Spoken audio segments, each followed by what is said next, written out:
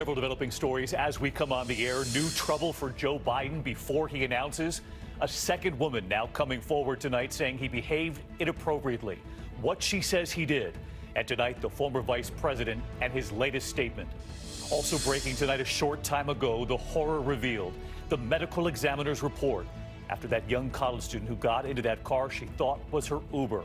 What we've learned tonight and the warning now from her family for anyone who orders an Uber or any car. The urgent hunt tonight after this hit and run is captured on surveillance. A little girl struck. She's in the hospital. The family putting out this video. They want the driver caught. The White House and the whistleblower from inside tonight, claiming at least 25 security clearances initially denied, including 2 senior White House officials, were overturned by top administration officials. The urgent manhunt tonight in Los Angeles. Police searching for the killer of a Grammy-nominated rapper, gunned down outside his store. He was set to meet with the LAPD just today to help stop the violence. LeBron James, Steph Curry, John Legend all paying tribute. Also tonight, Mick Jagger's health scare, the major tour put on hold, and what we've now learned. The major fire erupting, workers raced outside, firefighters rushing to get nearly 24 employees and customers to safety. And the 6-year-old boy who collapsed and died an hour after this baseball photo was taken. What caused it? This is ABC World News Tonight with David Muir. Good evening, and it's great to be back with all of you at home tonight. And we begin this evening with former Vice President Joe Biden. Even before declaring a run for president, the headlines mounting. Tonight, a second woman has now come forward accusing Biden of inappropriate behavior. Even before this second allegation, Biden acknowledging, quote, expressions of affection, support, and comfort in my many years in public life, but adding he never believed he acted inappropriately. First, it was a former Nevada politician who claims Biden touched her shoulders and kissed her head during a campaign event. And tonight, a second woman, a former congressional aide, said Biden got too close to her as well. ABC's Mary Bruce leading us off. Tonight, Joe Biden's would-be campaign is facing a major test, with 2 women accusing the former vice president of touching them inappropriately. Today, Amy Lapos of Connecticut tells the Hartford Courant it happened to her at this fundraiser in 2009, describing the scene to our affiliate WTNH. And then he reached over and put his hands behind my head and pulled me close, and I thought, he's going to kiss me. Former Nevada lawmaker Lucy Flores says she had a similar encounter with Biden at this 2014 campaign event. I felt him get closer. He leaned in and was like right behind me on my body. And he leans down, smells my hair, and then plants this big, long kiss on the top of my head. In a statement, Biden admits, in my many years on the campaign trail and in public life, I have offered countless handshakes, hugs, expressions of affection, support, and comfort, but says not once, never did I believe I acted inappropriately. If it is suggested I did so, I will listen respectfully, but it was never my intention. I don't believe that it was a bad intention. I'm not in any way suggesting that I felt sexually assaulted or sexually harassed. I felt invaded. Flores, who was a Bernie Sanders supporter once appearing in a campaign ad for him, insists this isn't a political hit. Biden's behavior has sparked questions before, like this incident in 2015 when Biden put his hands on incoming Defense Secretary Ash Carter's wife, Stephanie, whispering in her ear during her husband's swearing in. But now Stephanie Carter is coming to Biden's defense, writing in an online post, the Joe Biden in my picture is a close friend helping someone get through a big day, for which I will always be grateful. Let's bring in Mary Bruce. She's live in Washington tonight. And Mary, some of Biden's potential opponents are already weighing in on these accusations, aren't they? David, Elizabeth Warren says she believes Lucy Flores, while Amy Klobuchar says she has no reason to doubt her story. They want answers from Joe Biden, but David, they are stopping short of calling this disqualifying. They say it's up to Biden to make his own decision. David. Mary Bruce leading us off on this Monday night. Mary, thank you. Also breaking just a short time ago, the medical examiner's report is now out tonight, and what it reveals about the horror that college senior faced when she got into the wrong car, thinking it was the Uber she ordered. This is the surveillance of the 21-year-old getting into that car. The driver tonight is now charged with kidnapping and murder. He engaged child locks on the doors inside, and ABC's Victor Akenda was in Columbia, South Carolina tonight. It was the last time 21-year-old Samantha Josephson was seen alive here on this surveillance video outside a bar early Friday morning, hopping into what she mistakenly thought was her Uber ride. Police in Columbia, South Carolina say the man behind the wheel kidnapped and killed her. The child safety locks were activated on the door that would not allow someone to the means of escape. Tonight, 25-year-old Nathaniel Rowland under arrest after hunters found the body of the University of South Carolina senior in a rural area. According to a police report, investigators recovered bleach, Josephson's phone, and traces of her blood from his car. An autopsy today revealing she died from multiple sharp force injuries. Samantha's anguished mother speaking out in court. It sickens us to think that his face was the last thing that my baby girl saw on this earth. Samantha was by herself. She had absolutely no chance. Overnight, her father joining hundreds at a vigil on campus, urging anyone using ride-sharing services to travel in groups. What we have learned is that you guys have to travel together at night. Victor Oquendo with us live tonight from Columbia. And Victor, we're now hearing from Uber as well tonight. That's right, David. Uber offering their condolences and calling this an unspeakable crime. Police say that this is the spot where Samantha Josephson got into the wrong car.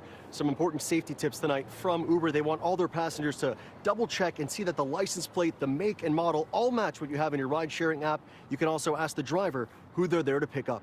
David? Yeah, always check that license plate. Victor Oquendo, important advice. Thank you. And there is also an urgent hunt tonight for a hit-and-run suspect outside Atlanta this evening after a driver is seen on surveillance speeding across a family's lawn, hitting their 9-year-old daughter. Her parents have released the video tonight. They want the driver caught.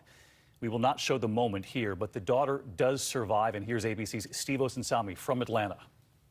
Police in DeKalb County, Georgia, tell us they're chasing down leads tonight in the case of the 9-year-old girl seen in this horrifying surveillance video. She's being hit by a speeding black sedan that crashed into her front yard while she was playing with a friend. I just want everybody to pray for LaDariana. I just want the people involved to be caught. LaDariana Holmes was rushed to the hospital Friday evening with broken bones, a skull fracture, a leaking heart, and other wounds. She's a cheerleader who loves to tumble. Her mother says doctors are telling them she'll be able to do those things again. In the hospital today, she was smiling. She's strong, and I know she's going to bounce back from this. It's just going to take a while. The disturbing video shows the car blowing a stop sign and then hitting the girls as they were trying to get out of the way. We've stopped the picture before impact. The other girl suffered minor injuries. 2 people get out of the vehicle after the crash and then run away. The family believes they're teenagers. Steve Osunsami with us outside the hospital in Atlanta where that 9-year-old is recovering tonight. That's good news, Steve. And police sources are telling you that they're now closing in on the possible suspects. That's right, David. Police say that they actually know who the 2 young people were who were inside that car. Meanwhile, the girl remains hospitalized behind me, and despite those smiles, she is still, David, in the ICU. All right, Steve Osunsami with news from his sources tonight. Steve, thank you. Now to the search for a 15-year-old Louisiana girl tonight. Police believe she may have run off with a 47-year-old neighbor, a divorced man with 3 children who became friends with her family and who had hired her to babysit. Tonight, what her family has now told the FBI, and here's ABC's Marcus Moore. Tonight, Louisiana police and the FBI in a desperate search for 15-year-old Damiana Spell. Authorities believe she may have run away with 47-year-old Corey Stephen Dizeltel. Her distraught family handing out flyers now fears she may have dyed her hair to disguise her appearance. Police say they could be in a 2003 Honda Civic sedan. The missing teen was last spotted on Thursday, getting off of her school bus. Spell's family telling ABC News the teenager was a babysitter for Dizeltel's kids, seen here smiling in a selfie with the 47-year-old. They claim they alerted police about Dizeltel after seeing numerous texts to their daughter. Police are not commenting about the parents' warning. And David, investigators have put out a call for the public, friends, even classmates to come forward with any information on where these 2 might be. David. Marcus, thank you. The whistleblower from inside the White House tonight coming forward to Congress with what she says is a serious national security concern, claiming that at least 25 people, including 2 senior White House officials right now, who were all granted security clearances despite initially being turned down during the security check. ABC's Kara Phillips tonight on the reasons they were denied at first, only then to be allegedly cleared by the White House. Tonight, a whistleblower working inside the White House tells Congress top officials authorized security clearances for at least 25 people whose applications had been denied for reasons including foreign influence, conflicts of interest concerning personal conduct, financial problems, drug use, and criminal conduct. Tricia Newbold, who has worked in the White House Personnel Security Office for 18 years, warns the situation could impact national security. She says among those 25 people, 2 very senior White House officials with significant disqualifying factors, including foreign influence and outside activities. A memo released from the House Oversight Committee doesn't name names. And earlier this year, President Trump denied he had overruled security officials to secure a top secret clearance for his son-in-law, Jared Kushner. You tell General Kelly or anyone else in the White House to overrule security officials, the career? No, I don't think I have the authority to do that. I'm not sure I do, but I wouldn't do it. Jared's a good. I was never involved with his security.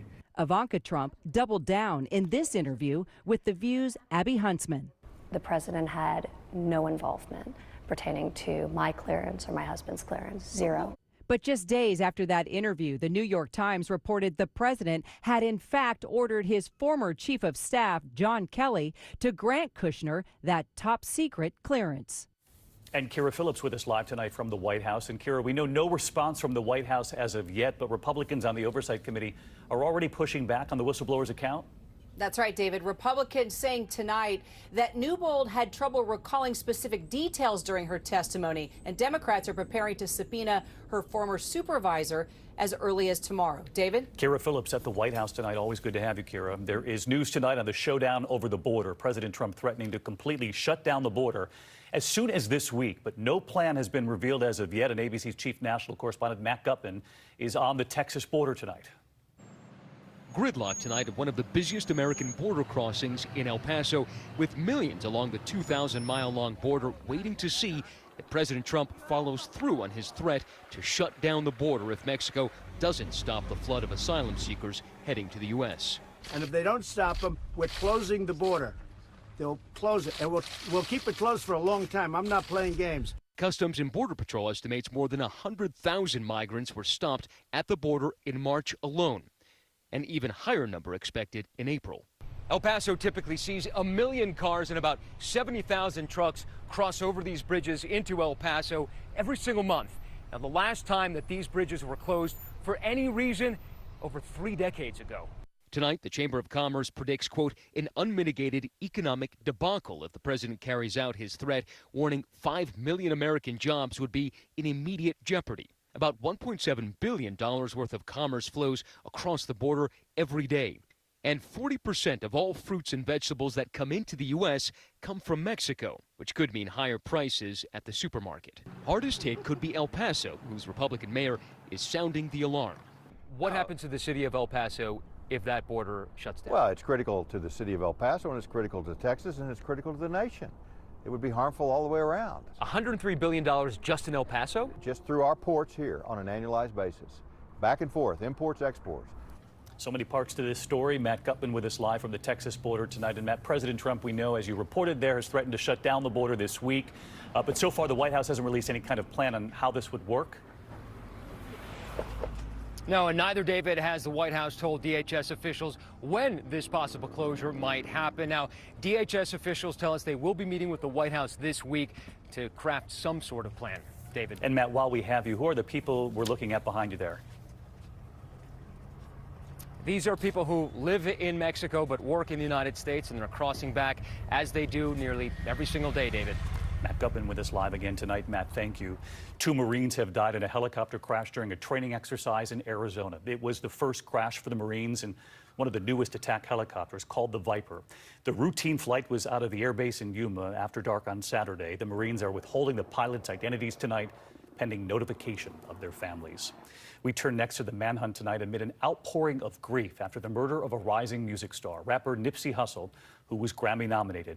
He was a former gang member who had turned his life around and was set to meet with the LAPD today. He wanted to help end the gang violence. And here's ABC's Adrian Bankert from LA. Rapper Nipsey Hussle was set to meet with LA police today to work on stopping gang violence. Instead, the community is mourning his passing. The artist gunned down in broad daylight in front of the clothing store he founded.